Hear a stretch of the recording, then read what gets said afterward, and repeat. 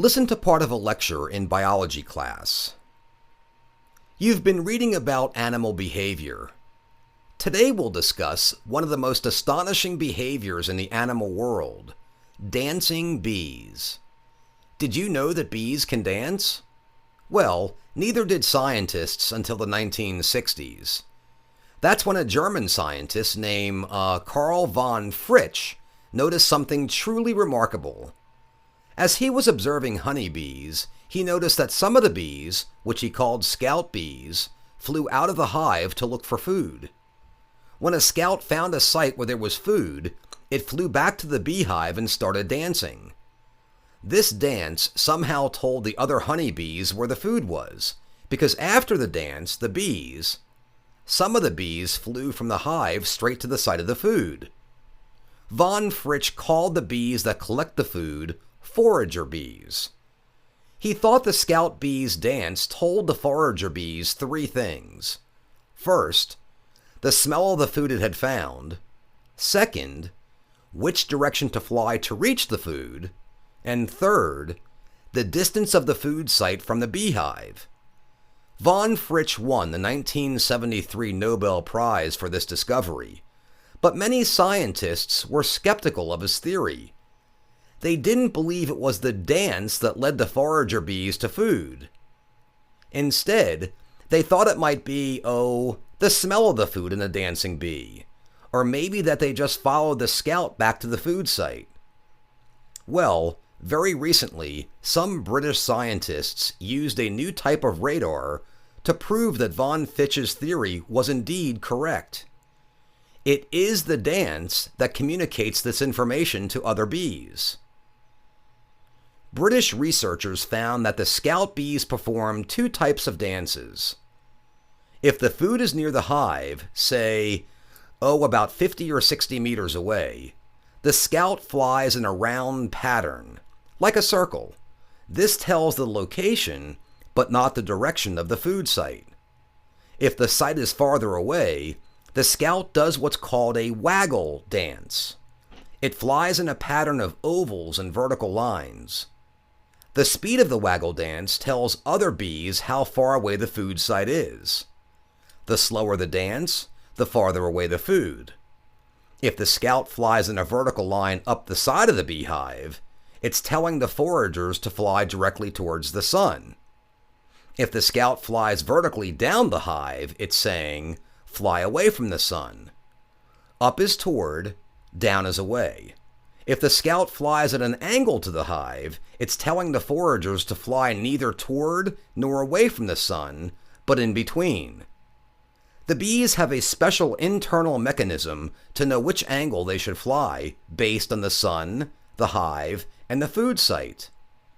They can also measure the distance they fly by recording the motion of things they see as they fly past. Now, one problem with von Fritsch's theory had been this. It seems to take the forager bees a long time to reach the food site. That's why scientists thought that perhaps it wasn't the waggle dance that led them there. For many years, scientists couldn't follow the foragers after they left the hive, because they didn't have the technology. Just a few years ago, though, the British scientists solved this problem using a new type of radar. They were able to attach a small radio transmitter to forager bees. I don't know how, but they did. This enabled them to follow the forager bees' flight after they left the hive. The radar showed that foragers do, in fact, fly straight to the area of the food site. They don't follow the scout bee back to the site because the scout goes into the hive after it finishes dancing. Well then, if the waggle dance does lead the foragers directly to the food site, why does it take so long for them to find the actual food? The answer is that the waggle dance leads the foragers only to the general area of the food. It doesn't tell them the exact location of the flowers or plants that have the food. So the foragers have to spend a while flying around the area before they find the exact location of what they're looking for. Listen to part of a lecture in social science class. Today we're going to begin with a short quiz. No, you don't need pencil and paper, just listen. It's only one question. Ready? Okay. What do blogs, Pokemon, tattoos, Cabbage Patch Kids, pet rocks, and hula hoops have in common? Anybody? They're all stupid. I know, Professor Morgan. They're all fads. Correct. Now here's another question. How did you know that? In other words, what are the characteristics of a fad, and what's the difference between a fad and a trend? These are the questions we're going to consider together this afternoon. Well, the main difference, I think, between a fad and a trend concerns time. A fad is something that seems to appear suddenly. It quickly becomes enormously popular, then disappears just as suddenly as it came. A trend also appears rather suddenly, and it also becomes very popular, but it doesn't disappear.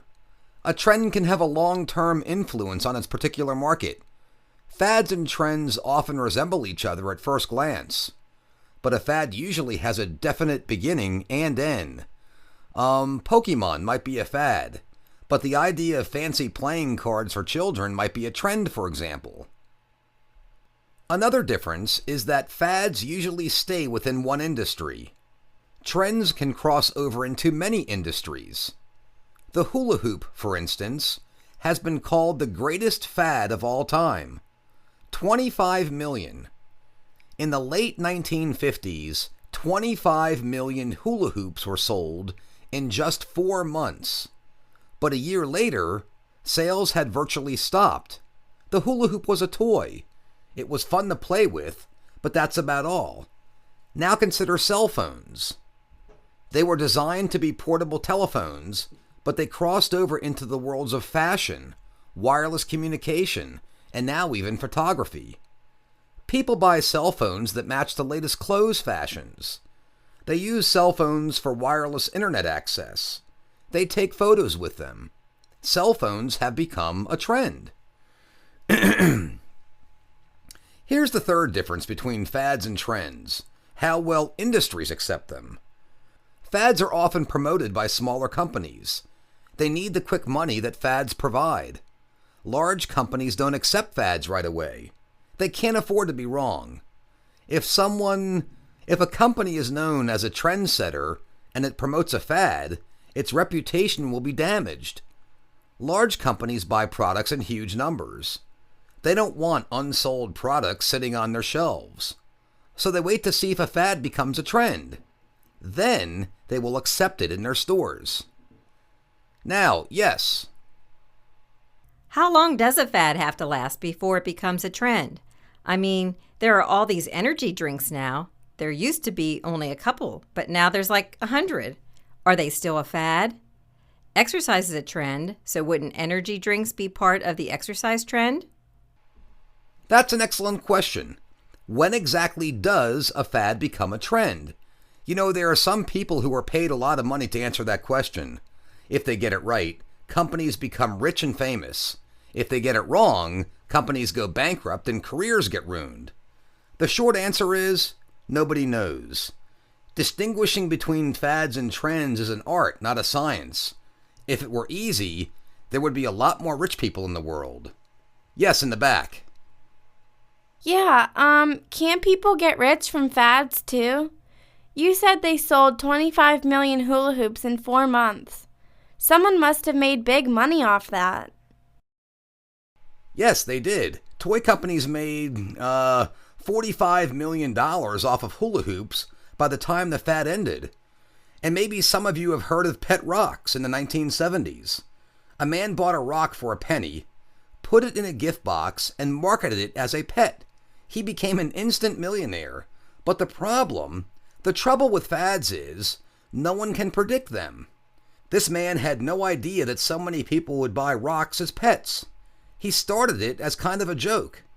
The Pokemon creators had no clue their cards would become instantly popular all over the world. That's the thing. Fads are mysterious to both their creators and to the public. Listen to part of a lecture from an arts class. Hello again. Ahem. Well, we're near the end of our unit on newspapers. I'm going to talk about our national paper, USA Today. Some of you might recognize it as the topic of this week's reading assignment. USA Today, is now more than 25 years old.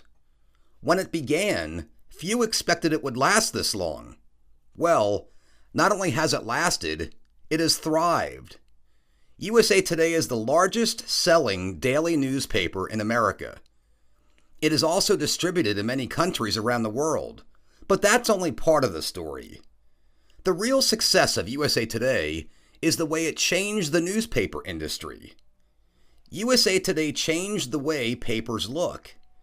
It changed the way reporters write. And it changed the way papers gather and deliver news.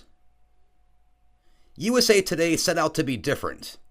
Newspapers at the time were, in trouble. Fewer people were reading them. The papers were full of bad news about crime and killing. They had long stories. They didn't have color photos and graphics, and many could not include the latest sports scores. USA Today changed all that. It had shorter stories, most of which did not jump or continue from one page to another. It used color photos and colorful charts and graphics. It did not have much international news, but it did have lots of sports, entertainment, and human interest stories. It was trying to appeal to younger readers. These readers had been raised watching television, so they had trouble paying attention to longer stories.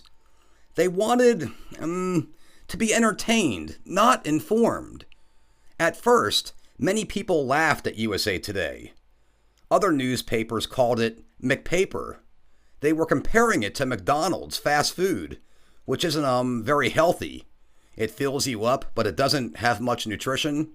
They said McPaper was the same way. It looked good, but the news it had wasn't very important. People said USA Today dumbed down the news. Does anyone know what dumbed down means? Yeah, I think it means to make things too simple. Like you want to make it easy to understand, but you make it too easy. So it's like writing for a little child. That's exactly right. If you make something too simple, people get mad.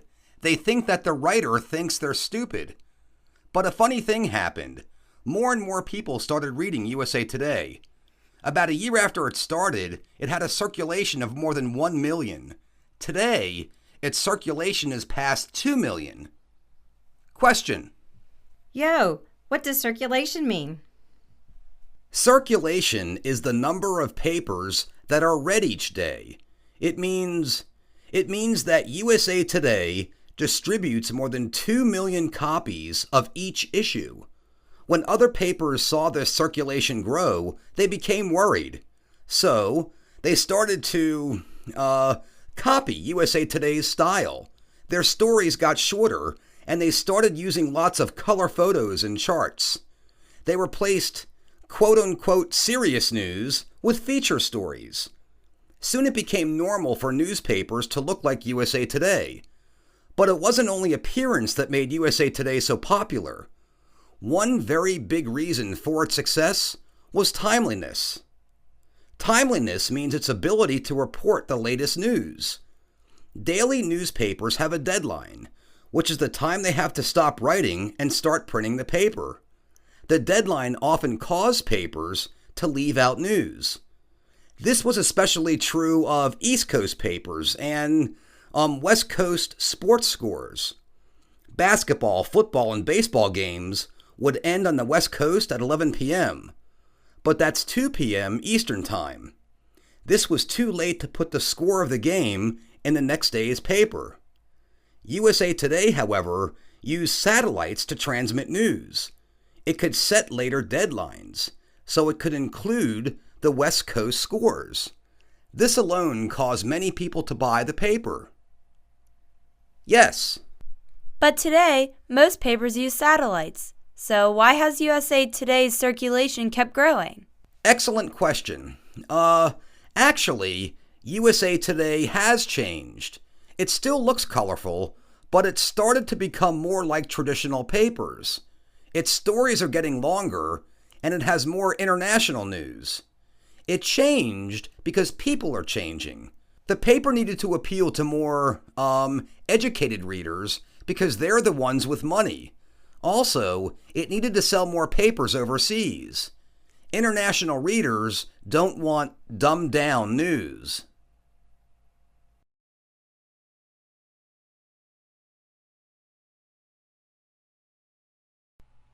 Listen to part of a lecture from a marine biology class. You've been reading this month about food chains and food webs. Today we'll discuss these in relation to seafood. How many of you like seafood? Most of you. So do I. In fact, I'm on a seafood diet. I see food, I eat it. Get it? Okay. But seriously, folks, today we're going to talk about trophic relationships in marine food chains and webs. Who can remind us what a trophic relationship is? Yes, Miss Lee. It's what an organism eats and the things that eat that organism. Very good. Trophic relationships describe the relationship between producers and consumers, so they help us diagram food chains and food webs. Now, in marine ecosystems, like other ecosystems, food is needed for matter, growth and reproduction, and for energy, metabolic processes within the body. Also, like other ecosystems, marine ecosystems have producers, consumers, and decomposers.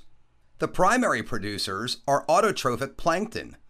Autotrophic means these plankton can synthesize their own food. Autotrophs are consumed by heterotroph organisms. Hetero means other. So in this case, heterotrophic means organisms that can't synthesize their own food. They must rely on autotrophs for food energy.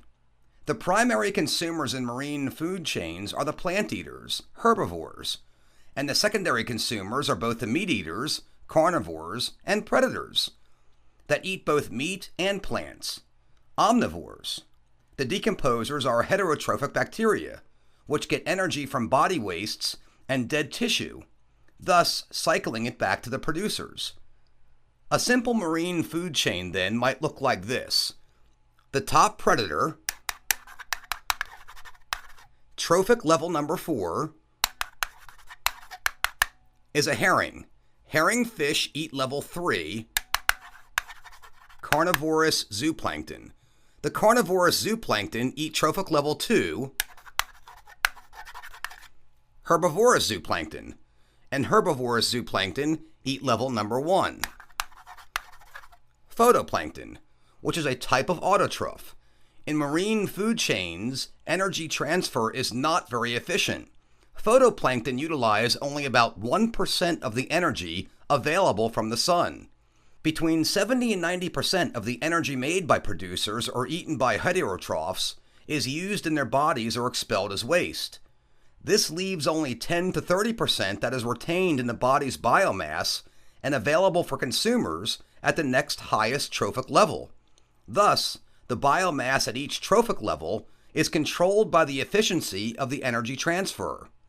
At the lowest trophic level, animals will generally have high biomass, and there will be lots of small producers. At the highest trophic level, animals will generally have low biomass, and there will be only a few large animals. Now, let's expand our simple food chain into a food web. In this web, a herring is no longer a trophic 4 predator. There is a bigger fish, a tuna, that eats the herring. But there's even a bigger animal that eats the tuna, and that is... Us. Yes, and there's something else from the seas that will even eat us. Sharks. Correct. A food web is more complex than a food chain. And then there are gigantic animals like whale sharks and baleen whales that are herbivores and only eat plankton. But let's focus for a few moments on us. What are the implications of trophic levels for the fish we eat? Well, looking at the fish harvest worldwide, 88% of the fish we catch are fish with fins. 8% are shellfish, and 4% are crustaceans. Fish caught in the open ocean, such as tuna, are high-level predators on an inefficient food chain. Fish caught in coastal waters, such as cod, herring, and haddock, are at the top end of shorter, more efficient food chains.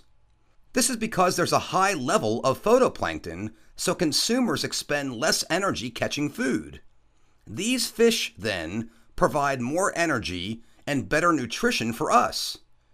In upswelling areas off the west coasts of America and Africa, the fish are even healthier. Here they are small, very efficient food chains, and the fish are small, fast-growing, eat lots of phytoplankton, and travel in dense schools. Two examples of such fish are anchovies and sardines.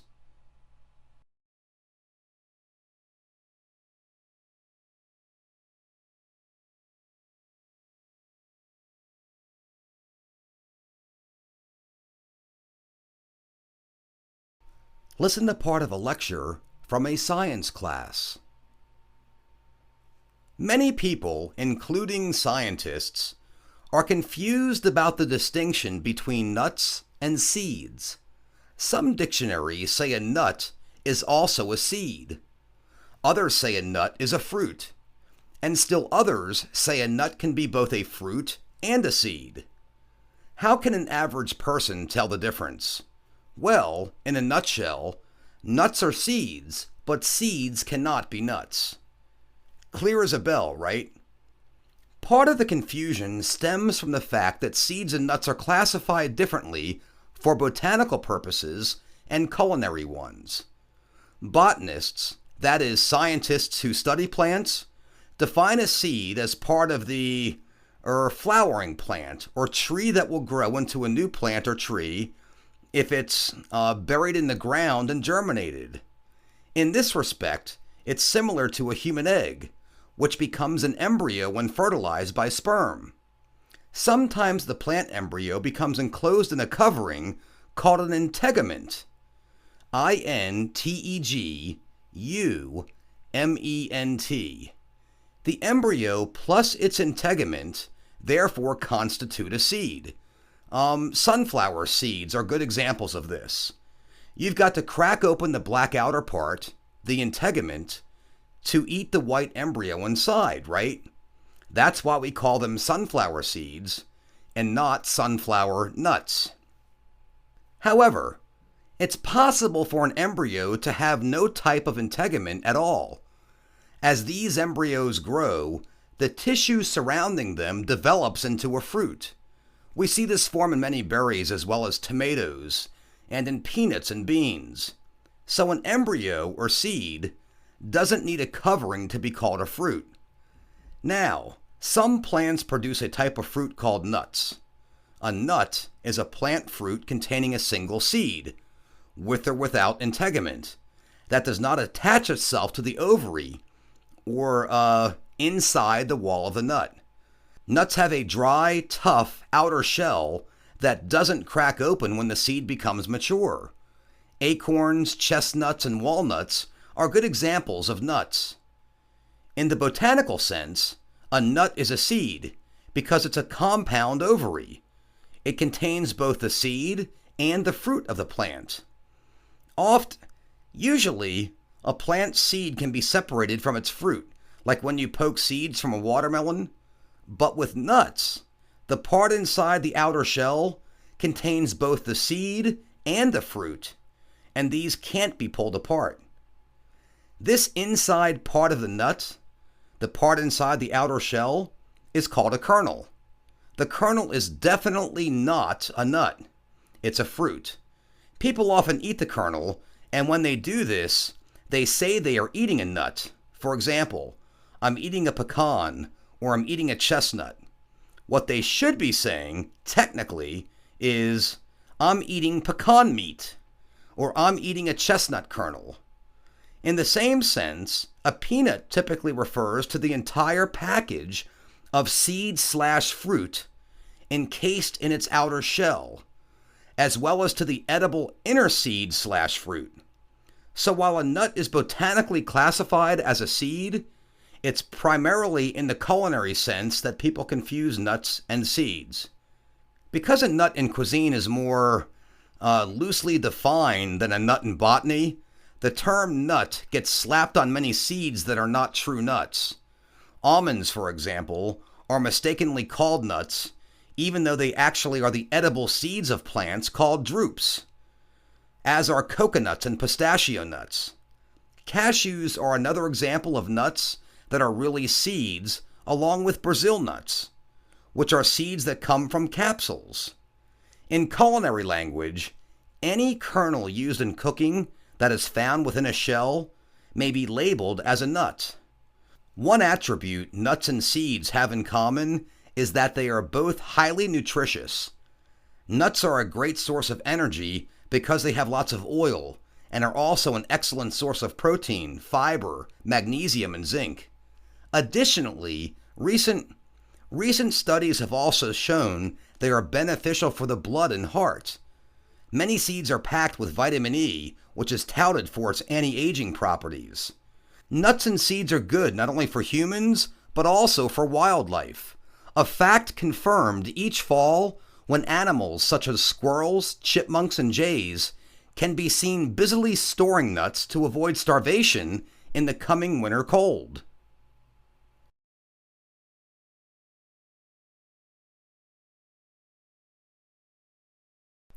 Listen to part of a lecture from an American history class. Most scholars agree that women have been shortchanged in United States history textbooks. Because a woman has never been a U.S. president or a commander, a major commander anyway, in a war, these scholars argue that historians have overlooked or ignored the contributions women have made to U.S. history. In recent years, though, a new view of women's history has emerged. It's called women-centered history, and it's forcing historians to reinterpret traditional pictures of key historical events. Now they're looking at ways women contributed to history behind the scenes, if you will. For instance, though they didn't fight in wars or occupy the political stage, women formed organizations in places such as churches and clubs where they discussed ideas and learned skills that would later lead to their emergence in the historical spotlight. Jane Addams is one good example of this. She founded houses for poor people in Chicago and was an original member of the American Civil Liberties Union, or ACLU. She lobbied government for the rights of workers and women, which paid off in 1920 when women received the right to vote.